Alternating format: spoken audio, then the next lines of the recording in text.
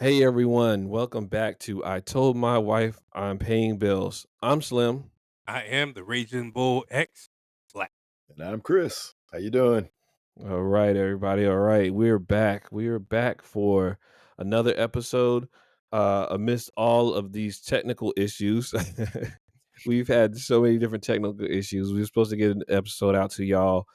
Oh man, I want to say like 2 weeks ago or a week ago or whatever. We were supposed to get an episode out to y'all sooner than this, and I just had my laptop was like, nah, I'm too old for this.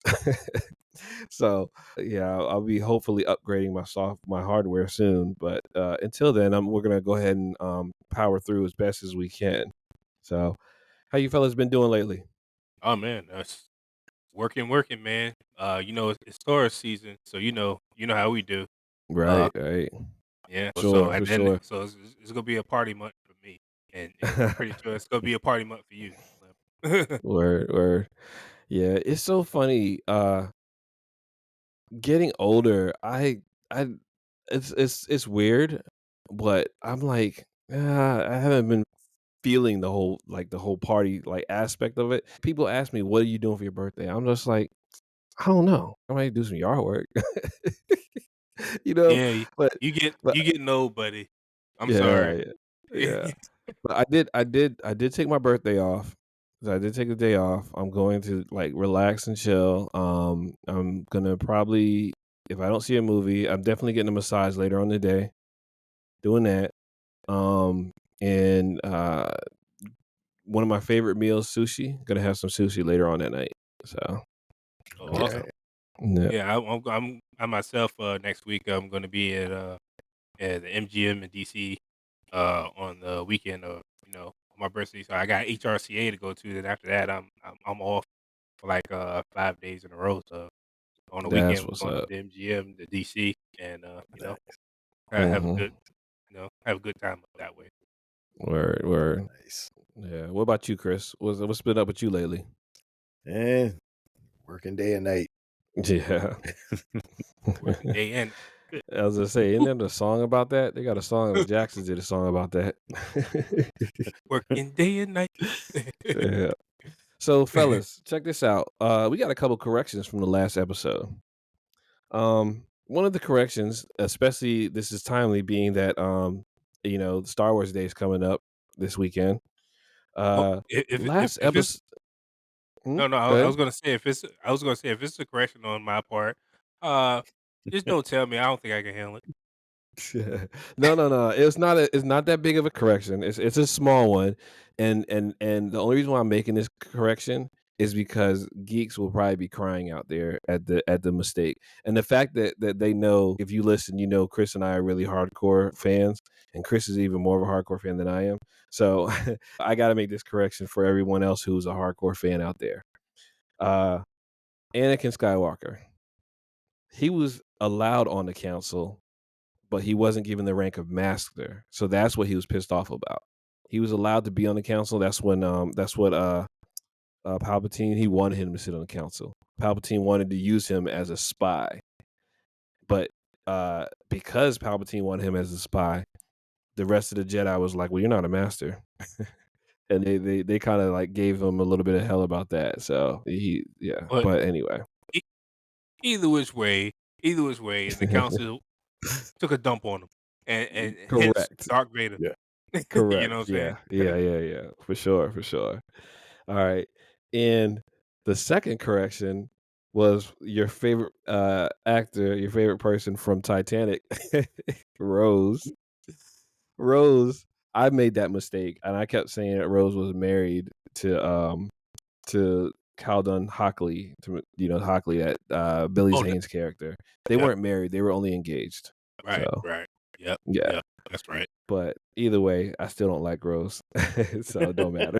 No, She nobody still did likes all that Rose. stuff on the back end. Yeah, Nobody right, likes Rose. yeah. Married or not, still I didn't like her, so but Rose sucks. today yeah, definitely, definitely. But today we're gonna go into a different topic. I kinda teased it and talked about it at the end of the last one, um, and we're gonna stay on the whole villain aspect of it, but Today we actually have on our topic, it's actually called Too Evil to Escape. So on Too Evil to Escape, you have different people who play different iconic villainous roles. And with them playing these iconic villainous roles, it gives them a certain stigma. If you play these roles so well, it sticks with you for so long. So that's why I wanted it to make our little Too Evil to Escape list here. Um, Now, I want to start this off by asking y'all, what do you think separates a good villain from a career defining villain? You know what I'm saying? So, what do you see? And we're going to get into our villain, like the people that we kind of chose or whatever. And we're going to get to that a little bit later. But just kind of give me your thoughts on what do you see as just a regular good villain to someone who's a career defining that they're such a good villain that that person is a villain for the rest of the time I see them, and when I see them, it's on sight. I believe they have to do something that really, really just one, it makes you hate them.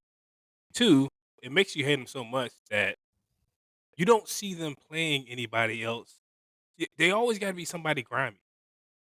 Even if there's Mhm. somebody good in another movie, you don't see them as somebody good. They got to be somebody grimy. So to me, it's got to be something like something that really, really, really kind of like pisses you off. You know what I'm Mhm. saying? Mhm. Yeah. Yeah. To me, but it has to pass that threshold for me to really put them in that category. Yeah. Yeah. What do you say, Chris?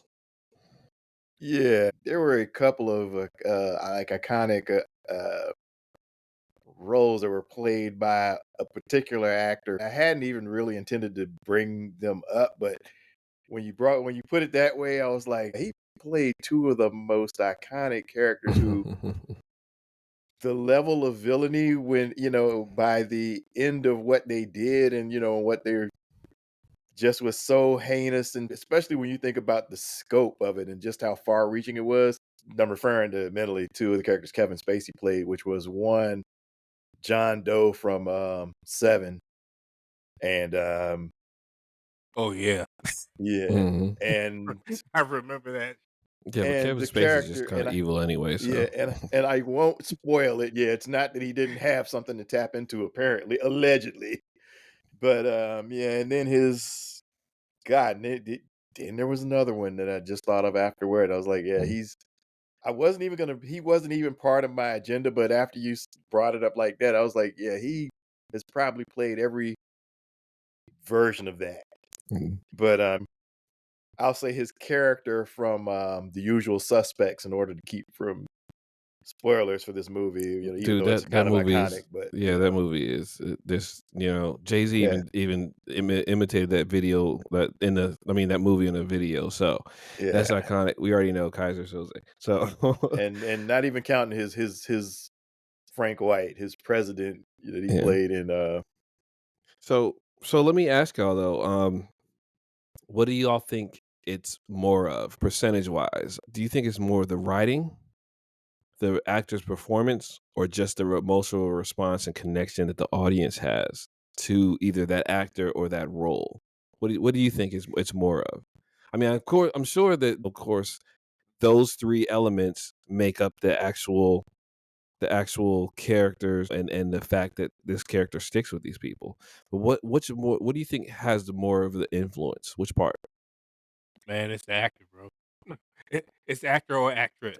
It's just something about the person that plays the role, and they deliver so good that you just hate them.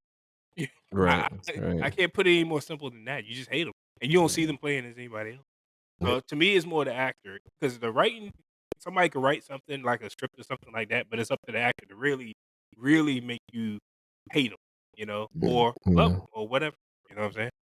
and So I'll give you an example. As far as um, I don't know, 'cause I didn't think that the dude was a bad actor, but remember the guy that played Ozymandias in The Watchmen? Mhm. The actor caught I forget his name, but I want to say it's Matthew something, but I didn't think he was bad because I felt like he captured that that kind of Eurotrash sliminess that he was supposed to be trying to portray.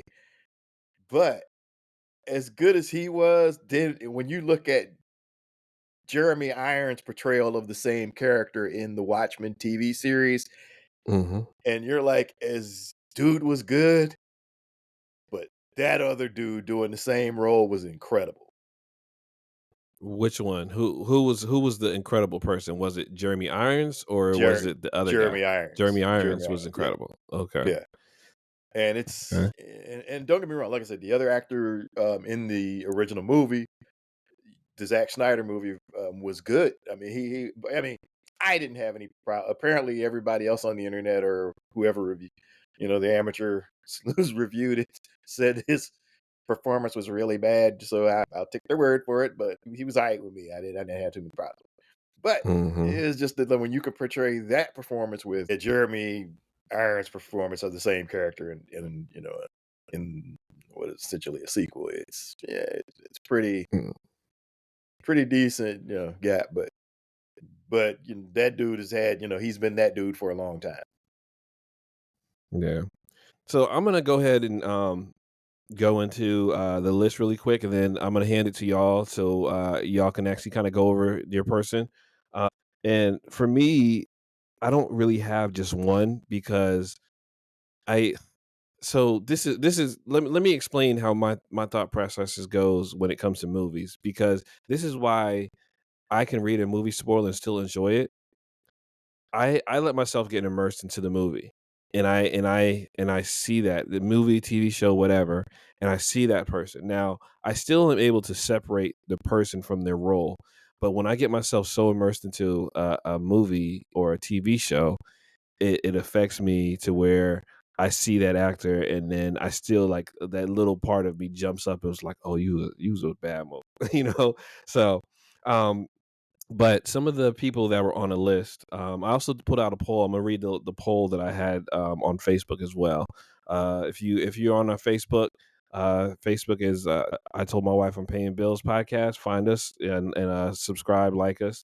Um, so some of the lists that I had was Anthony Hopkins as Hannibal Lecter, Jack Gleason, Joffrey Baratheon from Game of Thrones, uh, Imelda Staunton, Dolores Umbridge from Harry Potter, Javier Bardem, and it's Anton Chigurh. I don't know how to say his last name, but he was the hitman in No Country for Old Men.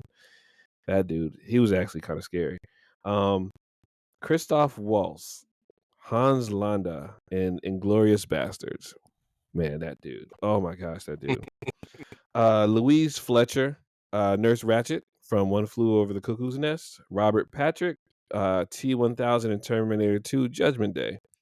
So then we actually have some people from our poll list. This first person, they didn't say exactly which role he was in that was actually like really evil, but the first person they said was Christopher Walken. Um, Lena Headey from who plays Cersei Lannister in Game of Thrones. Um, John Barathol as Shane Walsh um, from The Walking Dead, and we had William Defoe. They didn't say what role he was in. We have Michael Ealy as Bo Willie from Four Colored Girls. Then we have I'm gonna say his name really jacked up, but Ewan Rayhan from Game of Thrones. He played Ramsay Bolton.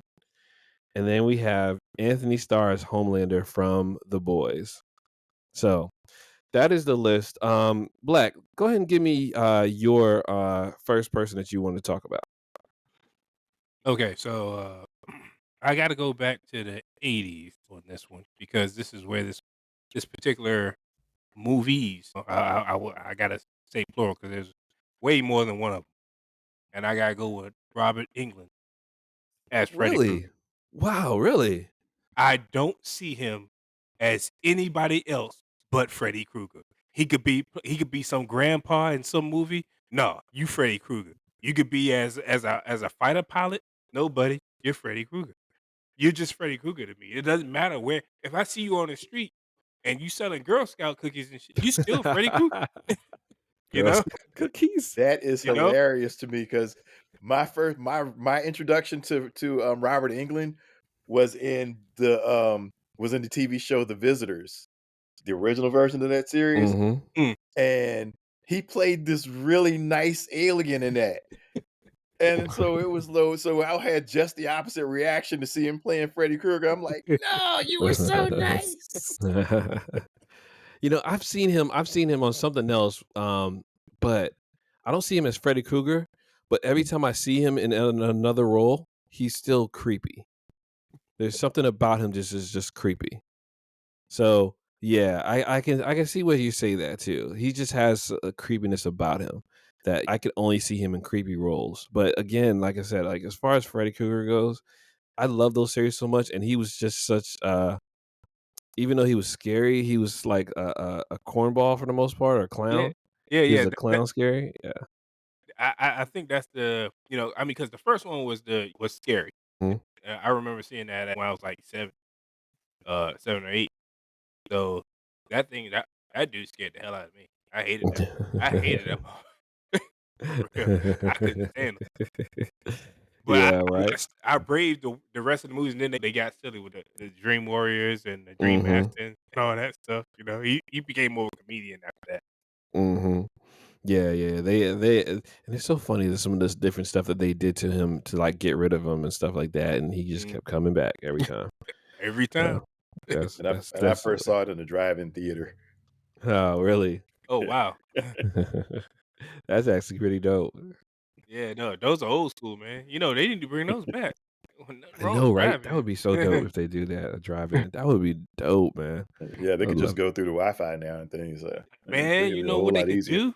It'd be Yeah. Yeah. crazy. It'd be Yeah, crazy. you can actually just tune it into your phone and then just put your phone in your car stereo. Mhm. Mhm. So that would be so dope, man. Oh man, I would love to see it driving. So Chris, what you got for your person?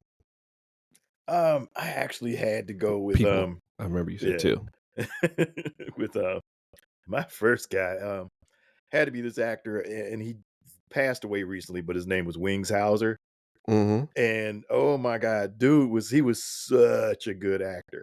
And usually I don't really usually associate, I mean, well, I take it back. When I was younger, I did associate the actors with the role, but as I got older and then got into studying films and things, I got more into the performances of the actors. So it's easy for me to separate the actors from their roles, but oh my god.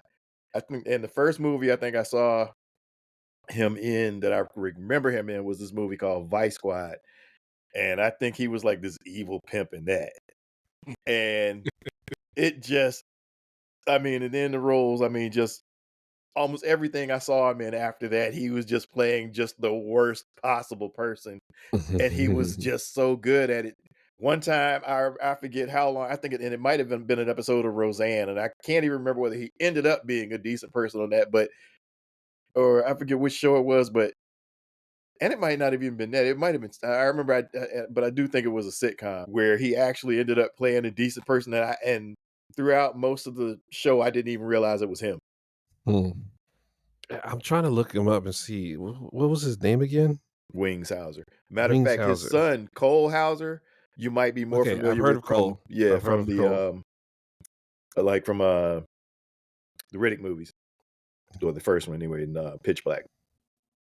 Well, Cole Hauser, I remember more from recent. I mean, I remember from other things, and they showed, but recently Yellowstone. I've never seen Yeah, Yellowstone, but he's all over TV because of Yellowstone lately.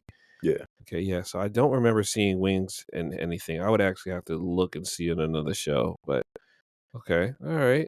man, yeah, he was all over. I mean, even when you look at his filmography, I mean, the dude was in everything back in the day, but Mhm. he was good at it. Yeah, yeah. Um, yeah.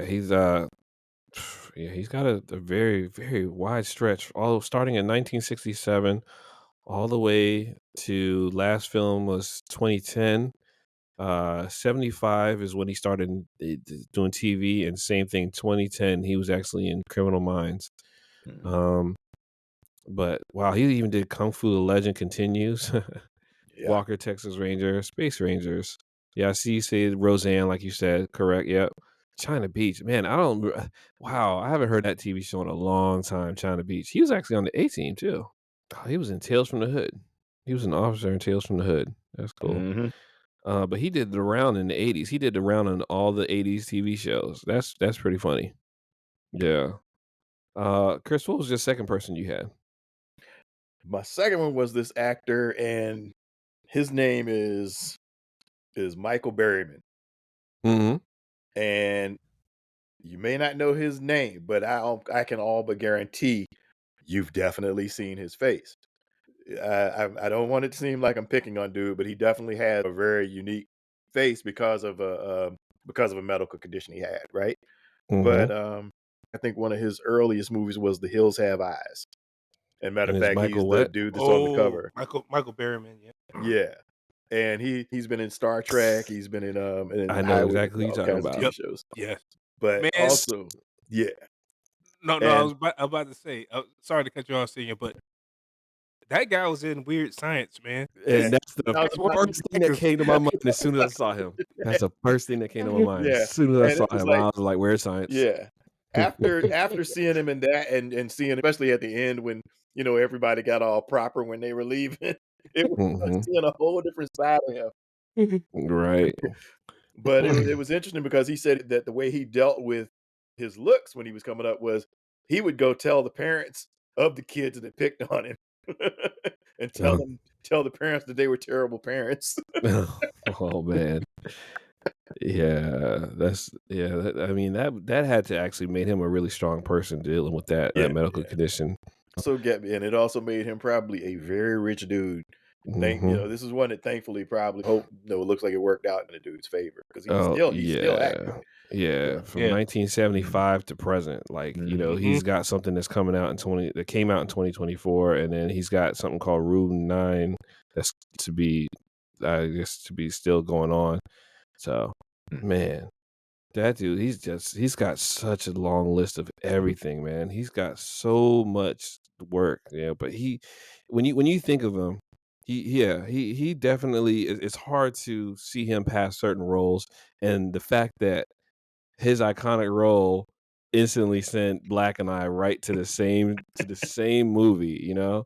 So, I wanna know what other people to see him when they hear his name, when they see his face, what's the first thing that pops up in their mind when they see him?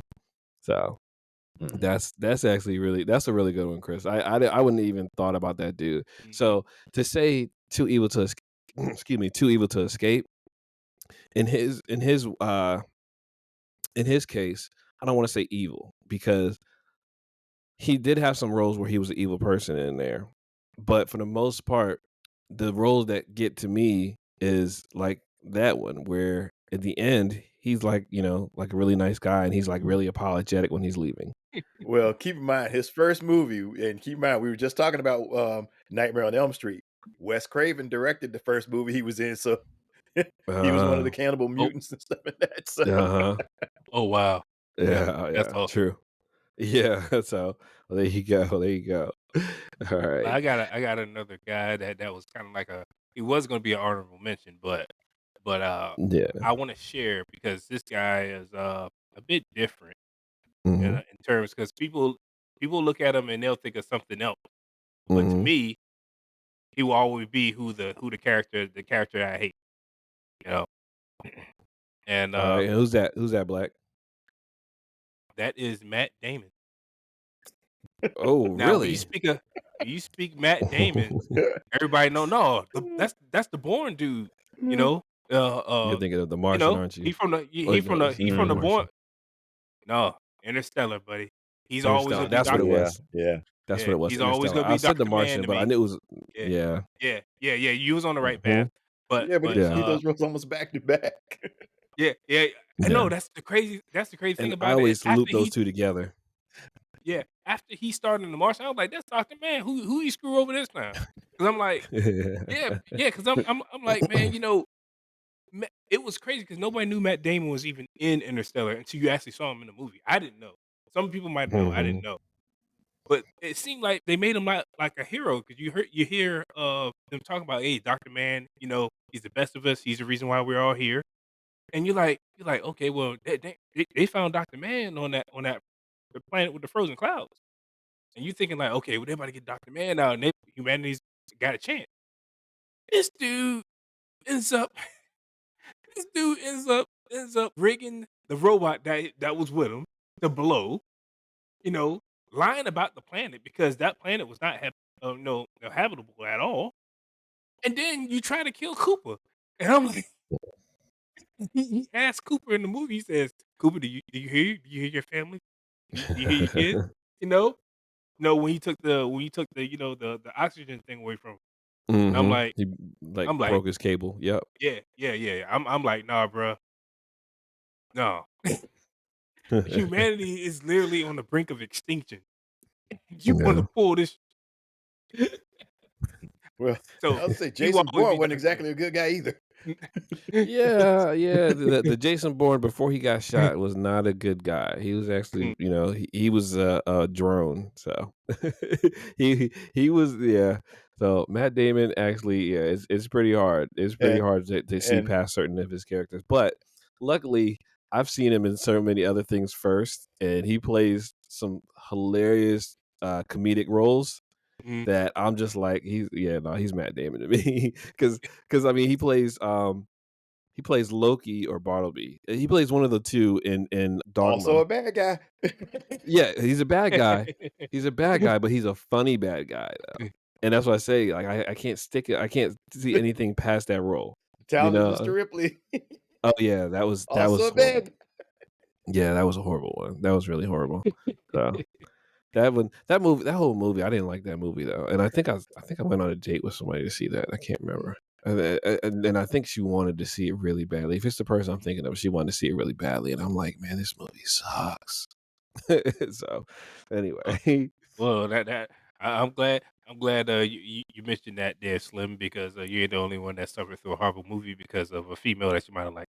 It's happened Oh many god. times in my oh bag. yeah, oh man, yeah, it's happened. It's happened to me before, like a couple times, and I was like, I can't believe I'm watching this movie. It sucks.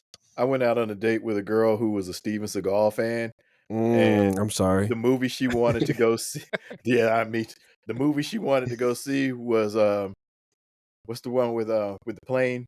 Uh, Oh, I know what you're talking about because it had I'm Kurt sorry. Russell in it. I don't. yeah.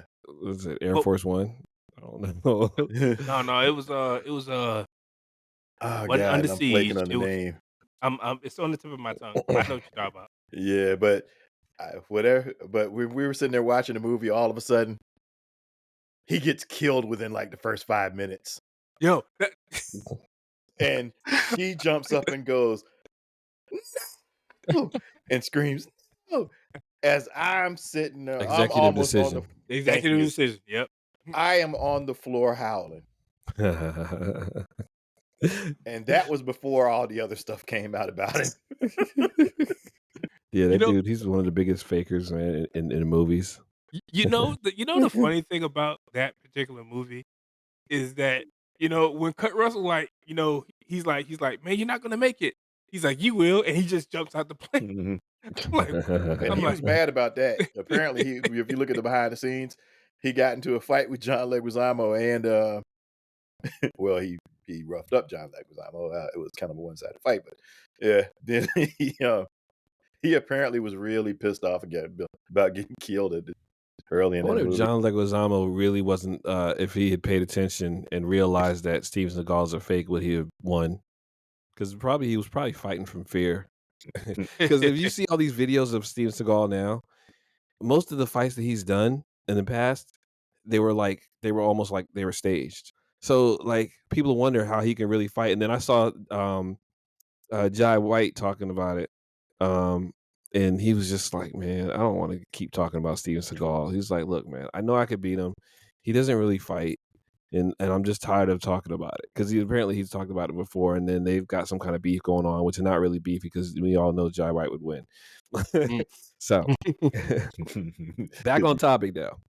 Let me get to my two characters, and then I got some questions about this for y'all. Okay, so unfortunately, and the only reason why I say two is because like I want to go into three honestly, but I'm gonna rattle off these two, and then the third one I'm gonna say, um, uh, and I already named them, all three of them, Jack Gleason and in Ewan Rehan, both from Game of Thrones. Those two characters, Joffrey Baratheon, and I keep man, I am so tongue tied today. Joffrey Baratheon and Ramsay Bolton. Those were some of the most despicable characters in that series, and they like seriously. So Joffrey, and it's so bad. This is so bad to me. After I saw Game of Thrones, and then I went back and watched Batman Begins. When I saw Joffrey, well, I saw Jack Gleason in there. I was like, yeah, that's what you get, little kid. That's why you scared or whatever. You know what I'm saying? So I was hating on a little kid because of his character that he played years later. You know, Okay, so that's the little kid that goes, escapes from the parents arguing in Batman Begins. correct. Yeah, Okay, gotcha. and Batman's on the ledge. Yeah, yeah, Yeah. yeah. So he ends up growing up and then playing another role in Game of Thrones to Mhm. play this really evil prince who becomes king. And I was so happy when he had his fate, when his fate hit him. Finally, I was so happy about that because of the role that he played so well, and he did that so well.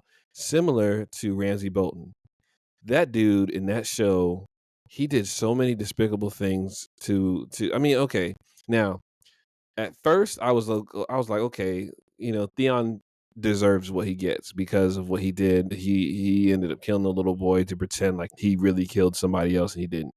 So all the stuff that Theon did at first, I was like, oh yeah, Theon deserves it. That's what he gets. Thanks, Ramsey. Then he kept doing stuff, and he kept doing stuff, and the way he treated, and even though Sansa wasn't my favorite character, he treated her like dirt. And I was like, man, what is wrong with this dude? Why is he like this? So when he met his fate, I wanted it to be worse than what it was, but it was still bad. So it was kind of a poetic fate, which was actually pretty cool. So, um, but those are my two. Now, the third one I had, and for real, this lady, I've seen her in like one or two other things, and I couldn't even watch the whole thing. I just I like I anyway. Imelda Staunton, Dolores freaking Umbridge from Harry Potter. That lady can go to hell. She played that role so freaking well, and she was so deplorable. That lady, when the first thing that pissed me off with her was they're in class and she's arguing, and the main reason that got me like that is because when we were in 12th grade, we had a teacher. No, matter of fact, Black, you probably weren't in my class for this, but I had a teacher. It was an algebra teacher, and she reminded me of that teacher. The way she would go back and forth, kind of argue with me about different things. It was the same teacher that I think I mentioned this before. I had a teacher where she got mad because I got the answer, but I couldn't show my work, and I did the problem in front of her without showing my work, and she was just like, "You need to show your work," and I'm like, "Why?" I was like, "I just gave you the answer. You just watch me do it." And then that teacher is the reason why I hate math to this day. To this day. So, but that lady reminds me of Dolores Umbridge, just the way she would go back and forth arguing with me about that thing, and the way Dolores Umbridge treated Harry in that book and movie, because she was pretty bad in the book too. The way she treated him in that book, I was like, man, I wanted the fate that she met in the end of the fifth one. I'm upset that it wasn't worse, and the fact that she was able to come back when Voldemort took over, I was mad about that. So I really hope like there was something actually written where she actually got a worse fate than that, but probably not. So, but I feel like that those three actors have played their roles so well for me, and I was just like, man, they really truly brought that kind of emotion, and they brought out that anger, that hatred from me for them. So I can truly say that they are really good at their craft, at what they did because of the emotion that it brought out for me. So Let me ask y'all though. Do you think that being such good actors and creating that strong emotion actually kind of brings a struggle for them to actually find other roles? Like, do you think like some of these people actually get stuck typecasting? Yeah, yeah, it happens, and that's why a lot of times you see them trying to switch up the roles right afterwards. Like, it was funny because like when I watched Jeff, the guy I was just talking about on China Beach, who played the serial killer in yeah, in the Lou Diamond Phillips movie, and I'm flicking the name of that one, but and then played the religious soldier in the next movie show. I've noticed that Mhm. he tends to do that and go back and forth between characters, and because the next several roles I saw him in, it was like he alternated between okay, good guy the next role, bad guy the next role, good guy the next role, bad guy the next role, and he eventually played a daggone. He played a character on one of the Law and Order episodes that almost made me forget that he was yeah, and almost made me forget that he had played the good guy roles. Mhm. He was that good at it. And then but then it was funny because like I said, him and Lou Diamond Phillips were going against each other in the movie where he played the serial killer with Lou Diamond Phillips being a good guy, and Lou Diamond Phillips ended up playing a role similarly to the role he was playing, and almost made me forget that he was all those good guys too. Mhm. He ended up killing the Yeah. kid in that episode. Like just straight up, Ugh. yeah. Ugh. Ugh. Yeah, so that's along the lines of Theon Greyjoy. Yeah. Alfie Allen. Who I heard somebody say that he ended up on the wrong side of John Wick, so I think he got taken care of. Yeah, there you go. That's true. Yeah, for those who don't know, yes, that's the Theon Greyjoy, and I can't remember what his name was in John Wick, but he's the one that stole John Wick's dog. Oh, Yeah, and all of a and sudden, car, then we in his bring, car. and then you get back to what's his name? Who So slapped he was the one that killed John Wick's dog. Yeah, I said Yeah. stole. I John meant to Leguizamo? kill. Yeah. I stole Yeah. his car, killed his dog. That's what I meant to say. Yes, Yeah. Why'd you Yeah. hit? correct. Why'd you hit Oh, my that's son? that guy. Yeah. Yeah. Yeah, he's the one who's he's Theon Greyjoy. He's the one that ended up getting treated horribly by Ramsay Bolton. Mm. And honestly, you need to watch Game of Thrones. That would be dope to you to watch it because I want to hear your thoughts on some of that stuff. So, but yeah, he's the one that did he did some wild stuff. So, do you feel like uh some fans actually take this too seriously? Like some of them giving the actors death threats and hate Oh mail wow. and all that stuff like that. Absolutely. Yeah. You saw that horror story that happened. I mean, they jumped on it. You know, you saw what happened recently as far as The Last of Us went. But the way No, that no, they no. What treated, happened? the way that they well, the way that they treated Laura. Well, you know, it's a basically it was kind of like there was a moment like a red wedding style moment, and kind of Hmm. like a moment like issue 100 of The Walking Dead, where I'm trying to avoid this for anybody that hasn't seen it, but a very major character in the series meets their fate, and they meet it in a very grisly way. And people started giving death threats to the voice actor and threatening her family. The Wow. voice actor, Laura Bailey, who played the character that offs the protagonist from the series. But yeah, they literally started threatening her children even over a video game character. Oh, I Hmm. know exactly what you're talking about. So Hmm. recently, when the same situation happened on the show, they got ahead of it in the press by actually doing photos showing the two characters together hanging out in video and photos of them buddying it up so that people wouldn't have as bad a reaction. Hmm. But there's always that person who's gonna miss it. Yeah. So tell me one actor, each of you. We can start with Black. Tell me one actor that has done a role that was so evil, but then they did another role that actually broke that for you. You was just like, okay, I like that person now.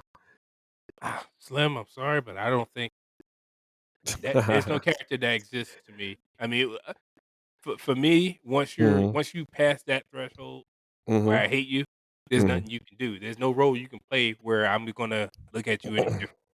You know, Yeah. I just I tried to do a Matt Damon in The Martian. When I watched The Martian, I was like, what? Maybe Watch he's not such Dogma. a Watch Dogma. He's a bad guy in Dogma, but, like, it's so funny. He's a relatable bad guy in Yeah, Dogma. it's so funny. You can get past it. Actually, too, and well, there's a well, couple he does you gotta watch some of his comedy. You gotta watch some of his comedies. Oh yeah. my I god. know the ones with when he stuck to the dude. I didn't see that movie, but I heard about that movie. But what? The informant is Mm, incredible because you ain't gonna expect it to be as funny as it is. It doesn't look like it would be. Mhm. But oh my god! And it was one of those based on a true story things where there's not much true story in it, but it's hilarious. So it's about this dude who basically got hired to be the whistleblower at this company. Mhm. If, and turns out basically the person he was supposed to be being a whistleblower on was him. He was the one doing the dirt, Mhm. and he got wrapped up into it. sound like Mhm. Dr. Man. I'm Oh, it's sorry, hilarious. but there's one movie, but I think Elysium came out before Interstellar. Mhm. And I like Elysium was one of the Elysium. movies where I was like, yeah, Matt Damon went hard because I think he died in that movie Yeah. Mhm. at the end, Yeah. in Elysium, trying to get the little girl the treatment, Mhm. and so it's just too late. I mean, I saw Doctor Man before I seen most of his movies, so he's Doctor Yeah. Man. Okay. All right. What about you, Chris? Do you think there's one person that actually was able to flip it for you? I've had quite a few because Just give me one that yeah, it comes to goes mind. yeah, Christian Bale. Christian Bale, really? Yeah, because keep in mind American before, Psycho. yeah, American Psycho and but Batman or something different? American Psycho and then from American Psycho to the racist that he played in the first Sam Jackson Shaft movie. Mhm. Mm, Actually, the first role I saw him in was when he was a kid in Steven Spielberg's Empire of the Sun.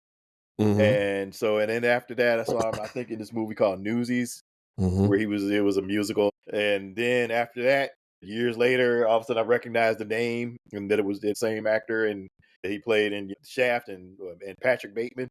But then when he played when he played Batman, yeah, it's like, oh, Mm. and one other one who really Daniel Craig. Mm. Because the first movie I saw him in was Road to Perdition, where he played he played Paul Newman's piece of son. I'm sorry. No, that's all good. Only to turn around and be and right after that to star in what became my favorite Bond movie. Yeah. Yeah. Yeah. Well, yeah, it's funny for me, the one person and I've probably seen him in other things after the one role that made me hate him the most. Um, but then this one role made me really, really like him. Um, was actually uh Christoph Waltz. So when he plays Han Linda in Inglorious Bastards, that dude was, I mean, he was already a Nazi, so that was over the top right there. I was like, yeah, no, I'm not gonna like you. I can't stand you. And then he played such a Nazi that was so intelligent in what he did and how he was hunting down the Jews. And I was like, man, come on, give him a break, you know? And that made you feel for it. And I was like really hating him after that role. And then I saw him in Django and Chains. And the role that he played in there like he was just a bounty hunter, but he wasn't about that slavery. He was like, yeah, to me you're just a regular person. He was like, you want to be my partner? And like it was so funny to actually see him dealing with Django. I'm gonna say, I'm just gonna go by the name Django. The way his character freed Django and actually made sure he was actually written off as free, and then he like just let the other slaves. He was like, okay, well, here you go.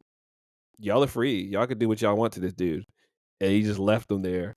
And then they went into the town, and all these people saw him ride with a black man, And then he was like, "Yeah, I don't care." You know what I'm saying? That did it for me. I was like, "All right, he's back in good graces." Because that was such a good movie. And he played that role so well.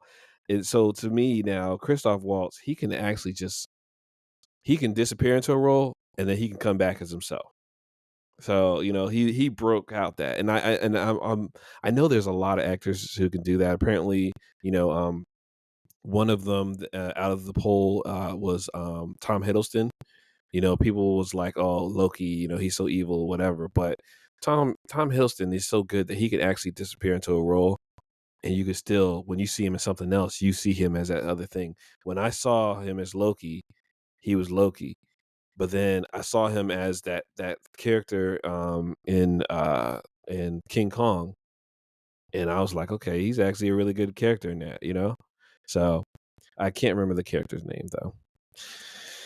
But anyway, we're coming up on time. Do y'all got anything else y'all want to add to the list here, the conversation before we get ready to sign off? Yeah, I remember what I was trying to remember earlier, and that was just that I do think that a lot of the performance and what you get out of an actor has to do with the director too.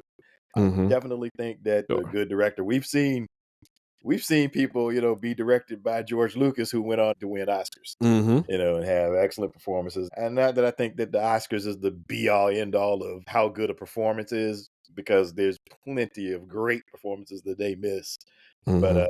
yeah, it's I definitely think that that it takes a good director to can actually bring a good performance, or even the way that they film a scene can actually bring out a lot of it in it. And True, definitely, definitely, because the director gets that emotion. He actually, gives the actors directions. He tells them, this is what I want, and a good director will let the actors make the choices and go from there. And a good director and a good cinematographer, because a good cinematographer can actually, put that camera right where it needs to be to get the correct emotion. yes, So that's like, that's basically like a trifecta because they need that, they need to be there in that moment, and that good cinematographer actually catches that moment.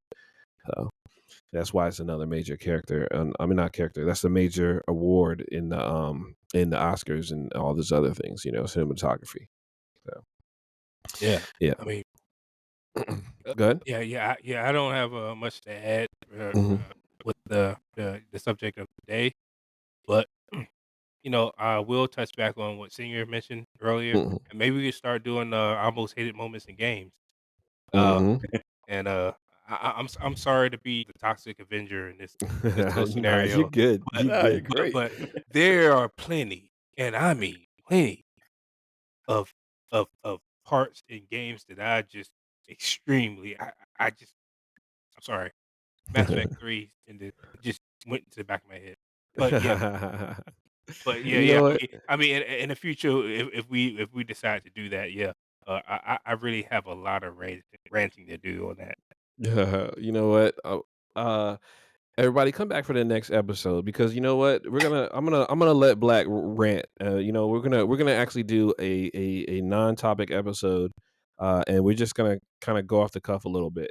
You know, so please come back for that one because this is gonna be good. I can't wait to hear what he got to rant about.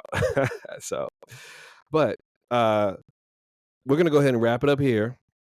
You know, and for everyone who's actually trying to reach us, you can always email us at toldmywifepodcast@gmail.com.